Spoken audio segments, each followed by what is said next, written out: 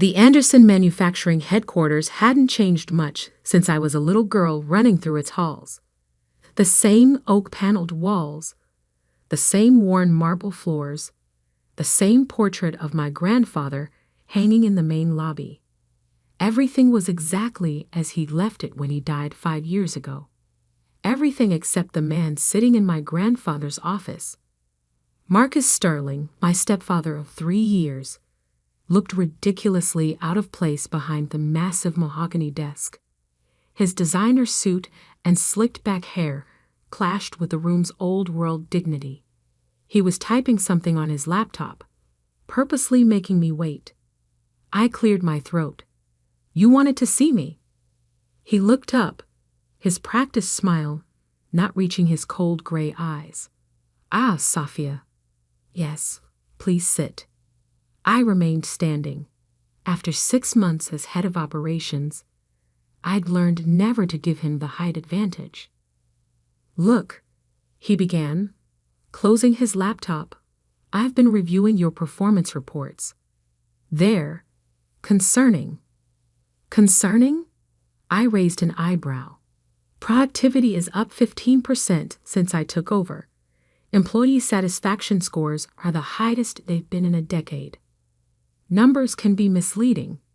He waved his hand dismissively. "This isn't about statistics.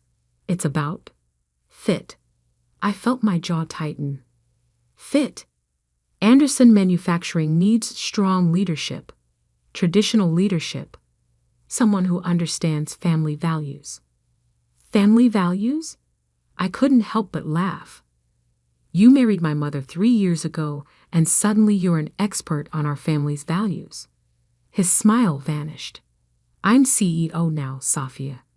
Your mother signed over controlling interest when we married. After you convinced her, she couldn't handle running the company alone. She made the right choice." He stood up, trying to tower over me. "And now I'm making another right choice. You're fired." I didn't move. "On what grounds?" "I don't need grounds. You're not really family," he sneered. "Leave." Slowly, deliberately, I pulled out my phone. His eyes narrowed as I put it on speaker and dialed a number I knew by heart. "Harrison Industries, James Harrison speaking." "Hi, Dad," I said, watching Marcus's face. "Ready to pull our contracts?" The color drained from Marcus's face, so fast I thought he might faint. "Dad?" he whispered. "Your father is James Harrison, CEO of Harrison Industries," I confirmed. "Our biggest client. The one responsible for 60% of Anderson Manufacturing's revenue." My father's warm chuckle came through the speaker. "Is Marcus finally figuring it out, sweetheart?" Marcus gripped the desk edge. But your last name is Anderson." "My mother's name," I explained.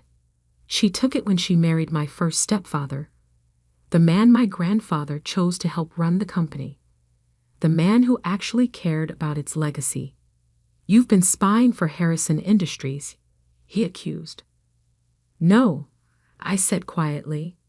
"I've been protecting my grandfather's company from you." I reached into my bag and pulled out a thick file, dropping it on his desk. The thud echoed in the suddenly silent room. 3 years of evidence," I continued. "Every shady deal, every stolen penny, every creative accounting trick. Did you really think nobody would notice the offshore accounts? The mysterious consulting fees? The stripped assets?" "You can't prove anything," he said, but his voice shook. "Actually," my father's voice came through clearly, "she can. Sophia has been officially working as Harrison Industries compliance officer for the past 2 years. Everything she documented is legally obtained evidence." Marcus lunged for his computer, probably to start deleting files. "Don't bother," I said. "The SEC already has copies." His face went from white to green. "You'll destroy the company." No, Marcus. You tried to destroy the company. I'm saving it. I picked up my phone. Dad, initiate Protocol 7. With pleasure, my father replied.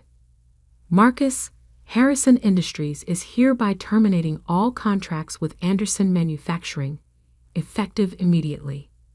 The penalties for early termination will be enforced in full. Marcus slumped in his chair. That'll bankrupt us. Yes, I agreed. Unless what?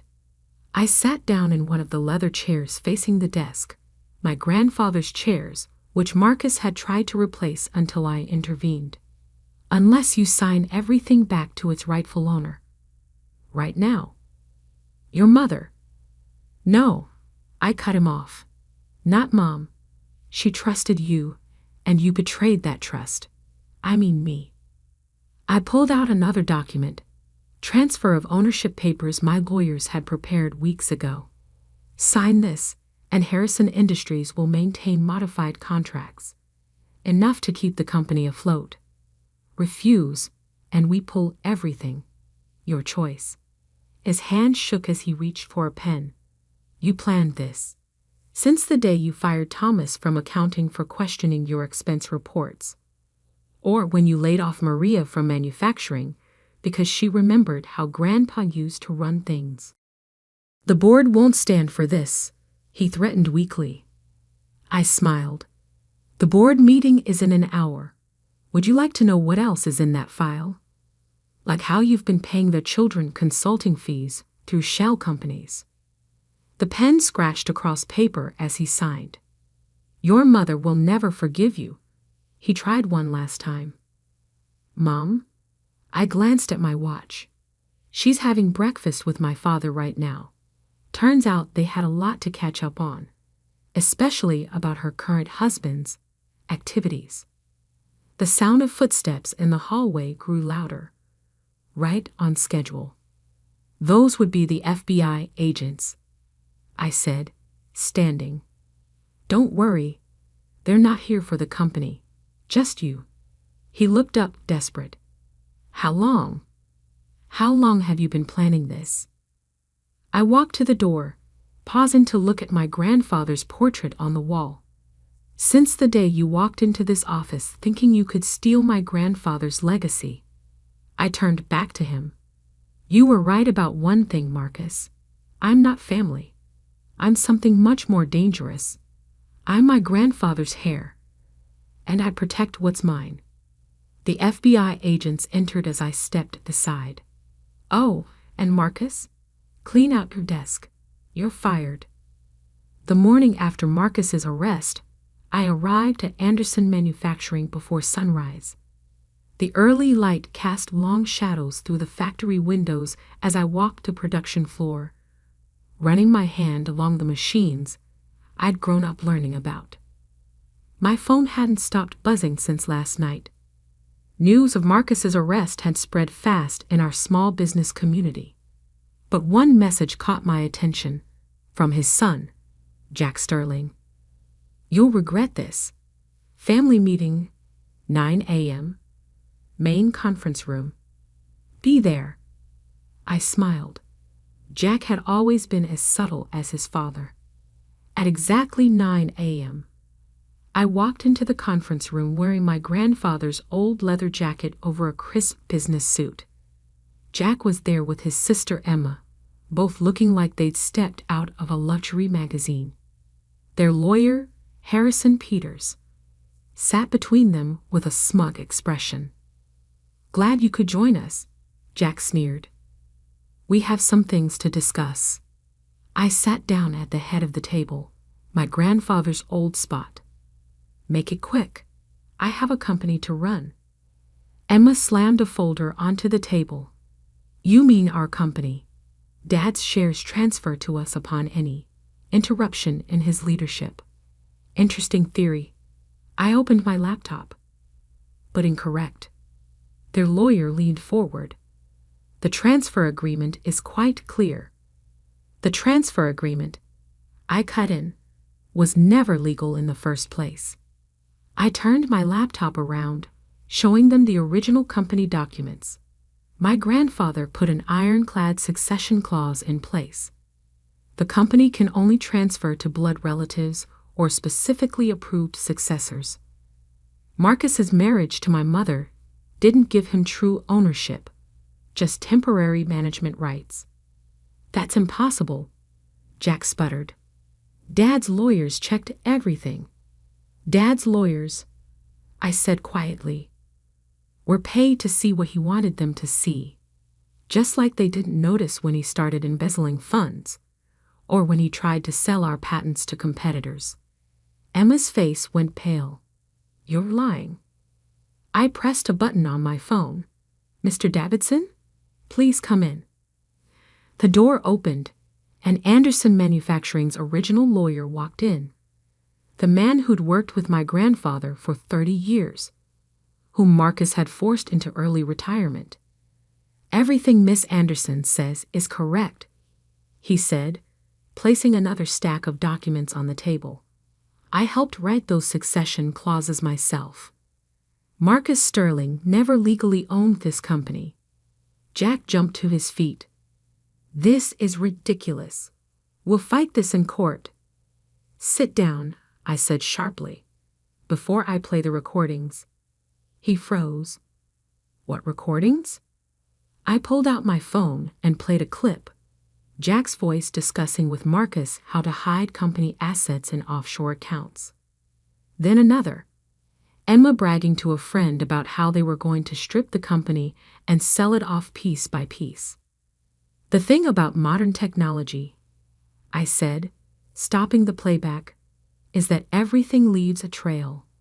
Emails, phone calls, bank transfers, even those interesting meetings you had with our competitors last month. Their lawyer was shuffling papers nervously now. Here's what's going to happen, I continued. You're both going to sign resignation letters from your positions in the company. You're going to return every penny your father stole, and you're going to do it quietly. Or what? Emma challenged, but her voice shook. Or I release everything to the FBI, the SEC, and the press. How do you think your social circle will react when they learn you were planning to destroy a company that employs half the town? Harrison Peters cleared his throat. Perhaps we should discuss terms. No terms, I said. No negotiations. You have 1 hour to clear out your offices. After that, security has orders to treat you as trespassers. You can't do this to us, Jack shouted. We're family. No, I corrected him. You're thieves who happen to share my stepfather's last name. There's a difference. As they stormed out, my phone buzzed with a text from my father. Board meeting in 30 minutes. Ready to show them what a real CEO looks like. I smiled, touching the worn leather of my grandfather's jacket. On my way. The boardroom was tense when I arrived. 12 members of the old guard, all of whom had supported Marcus's takeover, sat nervously around the massive oak table. Lady and gentlemen, I began, let's talk about the future of Anderson Manufacturing, and more importantly, your role in its recent past. I spent the next hour laying out everything, the fraudulent contracts they'd approved, the kickbacks they'd accepted, the way they'd helped Marcus slowly dismantle my grandfather's legacy. You have 2 choices, I concluded. Resign now and cooperate with the investigation, or face criminal charges alongside Marcus. You have 30 seconds to decide. One by one, they stood. Within minutes, the boardroom was empty, except for 3 members who had opposed Marcus from the start. Now, I said to them, let's rebuild what they tried to destroy. My phone buzzed again, a message from the prison.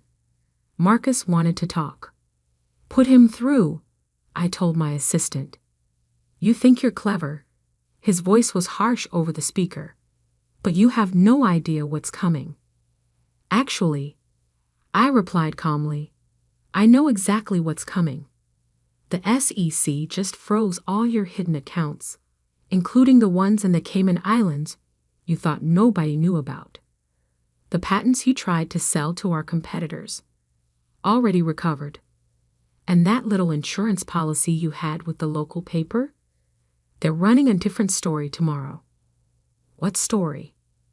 The truth. About how you married a grieving widow to steal her family's company. About how you nearly destroyed a business that's been the backbone of this community for 3 generations. About how your own children helped you do it. He was quiet for a long moment. Your mother will never forgive you. Mom? I glanced at my office door where she stood, tears in her eyes but head held high. She's the one who gave me access to your private files. Turns out she's been suspecting the truth for months. She just needed proof. I hung up as Mom walked in, looking around the office, my grandfather's office, now restored to its former dignity. He never understood, she said softly, touching the old desk. This was never just about money. No, I agreed.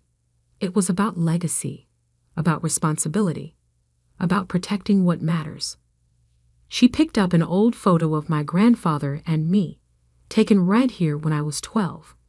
He'd be proud of you, you know. I know. I smiled, looking out over the factory floor where 3 generations of Andersons had built something worth fighting for. And this is just the beginning. Because taking back what was stolen was only the first step. Now came the real challenge. Rebuilding what Marcus had tried to destroy, and showing everyone exactly what happens when you underestimate a quiet girl who grew up learning every inch of her grandfather's empire. 3 weeks after Marcus's arrest, I sat in my grandfather's office reviewing the damage report. The numbers were worse than I'd expected. Marcus had embedded himself deeper in the company's finances than anyone realized. A knock at my door interrupted my thoughts. Come in. My assistant Michael entered, looking nervous. Miss Anderson, there's something you need to see. He handed me a tablet showing surveillance footage from our secure document room. The timestamp read 3 a.m. last night. A figure in a maintenance uniform was carefully photographing confidential files. Have you identified them? Yes, he said quietly. It's Lisa Sterling, Marcus's youngest daughter, the quiet one who'd stayed in the background during all the chaos, the one I'd foolishly overlooked. Where is she now? In her office. Marketing department. I stood up, straightening my jacket. Call security. Have them meet me there. And Michael? Contact Harrison Peters' office.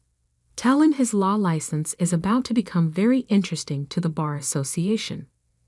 Lisa's office was at the end of the marketing hall. Through the glass walls, I could see her frantically typing on her computer. When I entered, she jumped. Deleting evidence? I asked calmly. I don't know what you're talking about. I set the tablet on her desk, playing the surveillance footage. Want to try again? The color drained from her face. You don't understand. They made me do it. They? The investors. The ones Dad promised the company to. They're expecting a complete transfer of all proprietary information by noon today. I sat down across from her. Tell me everything. The story spilled out. How Marcus had secured his position by promising Anderson Manufacturing's assets to a group of foreign investors. How they'd bankrolled his takeover, expecting to strip the company bare once he had full control. How they'd threatened his children when things started falling apart. They're dangerous people, Lisa whispered. You have no idea what they're capable of. I smiled slightly. Actually, I do, because I've been tracking them for months.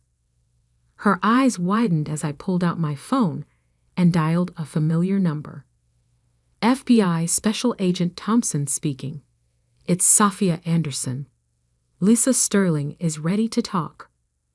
What happened next was a blur of federal agents, Homeland Security officials, and corporate lawyers.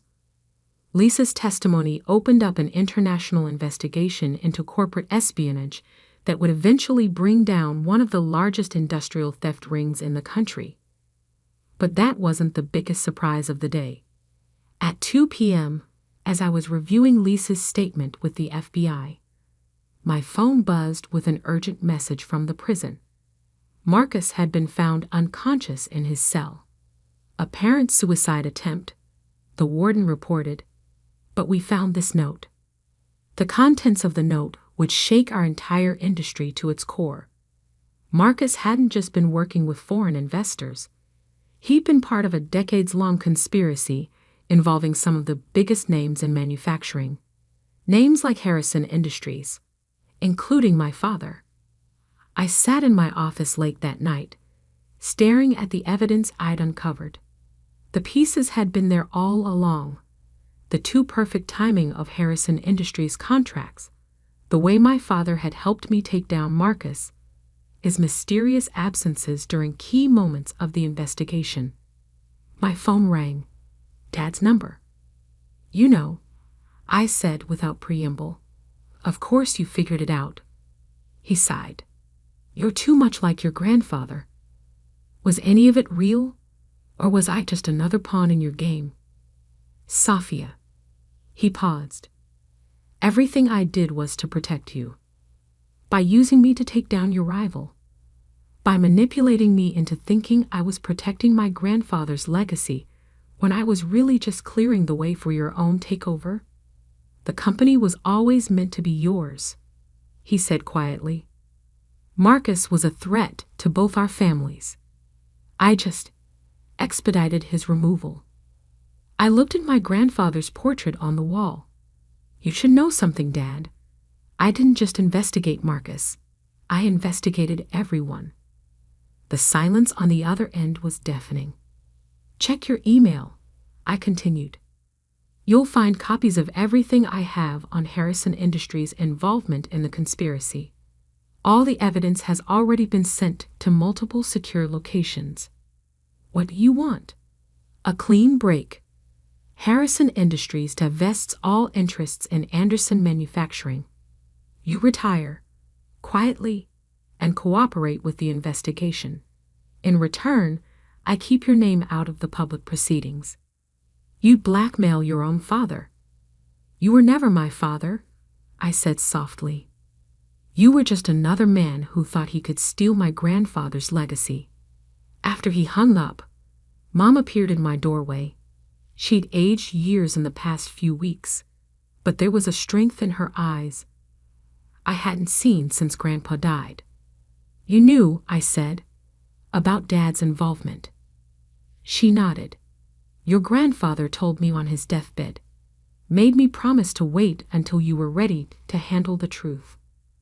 "Ready to handle it? Or ready to fight back?" She smiled sadly. "Both.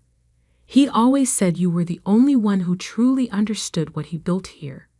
Not just a company, but a purpose." I stood up and walked to the window, looking out over the factory floor where workers were starting the night shift. 3 generations of families had worked these machines, built their lives around this company. "We'll rebuild," I said firmly. "Better than before. No more secret deals. No more conspiracies. Just honest work and fair treatment." "Your grandfather used to say something about honest work," Mom remembered. "The only legacy worth having is the one you build with clean hands and clear conscience," I quoted. I finally understand what he meant. The next morning, I called an all-hands meeting in the main assembly area. Every employee, from senior managers to maintenance staff, gathered to hear what would happen next. "Anderson Manufacturing has stood for 3 generations," I began. "It survived war, recession, and betrayal. Some of you have worked here longer than I've been alive. Others are just starting your journey with us. But every one of you is part of this family. I paused, looking at their faces, worried, hopeful, determined.